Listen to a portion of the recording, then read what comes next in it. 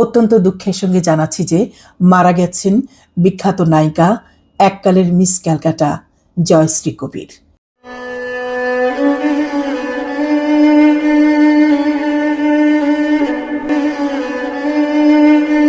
ওখানে গিয়ে তুমি বসবে, সমুদ্রের জাহাজ বা নৌকা দেখলে এইভাবে নাড়াবে, বুঝেছো?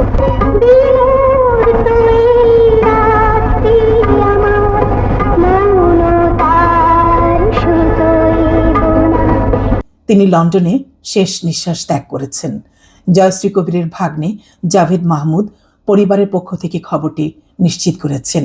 তিনি বলেন, আমার মামি জয়শ্রী কবির গত 12ই জানুয়ারি 2026 লন্ডনের হাসপাতালে চিকিৎসাধীন অবস্থায় মারা গেছেন। দীর্ঘদিন ধরে তিনি ফুসফুস সহ শারীরিক নানা জটিলতায় ভুগছিলেন। জয়শ্রী কবির 1952 সালে কলকাতায় জন্মগ্রহণ করেন। মৃত্যুকালে তার বয়স হয়েছিল 74 বছর। তিনি এক পুত্র সন্তানের জননী। তার একমাত্র পুত্র লেলিন সৌরভ কবির। প্রায় 40 বছর বয়সী লেলিন বর্তমানে সিঙ্গাপুরে উচ্চ পদে ব্যাংকে চাকরি করছেন। উল্লেখ্য, মিস ক্যালকাটা খ্যাত নায়িকা জয়শ্রী কবির সত্যজিৎ রায়ের সিনেমা প্রতিদ্বন্দ্বী আলমগীর কবিরের সীমানা পেরিয়ে, রূপালী সৈকতে, সূর্যকন্যা এবং মোহনা চলচ্চিত্রে নায়িকা ছিলেন এবং বাংলাদেশের প্রখ্যাত পরিচালক আলমগীর কবিরের স্ত্রী ছিলেন। কলকাতার মেয়ে জয়শ্রী রায় অভিনয় করতে এসে ঢাকায় এসে গুণী পরিচালক আলমগীর কবিরকে বিয়ে করে ঢাকায় বসবাস শুরু করেন।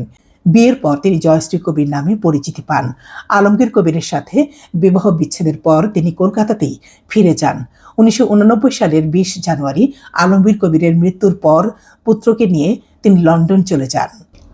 সীমানা পেরিয়ে ছায়াছবিতে বিমূর্ত এই রাত্রি আমার, এই গানে লিপসিংয়ের দৃশ্যায়ন এখনও দর্শকদের মনে জায়গা করে আছে। বাংলাদেশের ছবিতে তিনি কম অভিনয় করলেও সেগুলো ছিল কালজয়ী। বাংলাদেশের দর্শকের হৃদয়ে আজীবন স্মরণীয় হয়ে থাকবেন জয়শ্রী কবির। 70-এর দশকে ভালোবেসে বিয়ে করেছিলেন পরিচালক আলমগীর কবিরকে, কিন্তু সেই সংসার সুখের হয়নি। একমাত্র ছেলে যখন খুব ছোট, তখন মেঘনা নদীতে ফেরি থেকে গাড়িসহ পড়ে গিয়ে আকস্মিকভাবে মৃত্যুবরণ করেন। স্বামীর মৃত্যুর পর ছেলেকে নিয়ে বাংলাদেশ ছেড়ে তিনি চলে যান যুক্তরাজ্যে। সেখানে তিনি শারীরিক এবং মানসিকভাবে সম্পূর্ণ সুস্থ হয়ে নতুন জীবন লাভ করেন এবং সেখানকার একটি স্কুলে চাকরি শুরু করেন।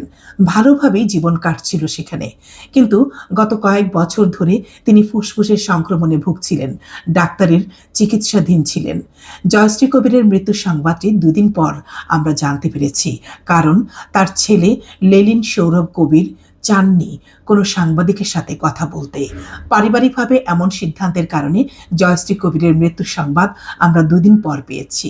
জয়শ্রী কবিরের ভাগ্নে জাভেদ মাহমুদ যুক্তরাষ্ট্র থেকে এই মৃত্যুর সংবাদটি নিশ্চিত করেছেন। উল্লেখ্য যে এই জাভেদ মাহমুদ হলেন 1976 সালে মুক্তি পাওয়া রাজ্জাক, শাবানা, শর্মিলী আহমেদ অভিনীত জনপ্রিয় ছায়াছবি আগুনের সেই শিশু শিল্পী মাস্টার শিপলু ওরফে জাভেদ মাহমুদ। মাগো তোর কান্না আমি সইতে পারি না, দোহাই মা আমার লাগা।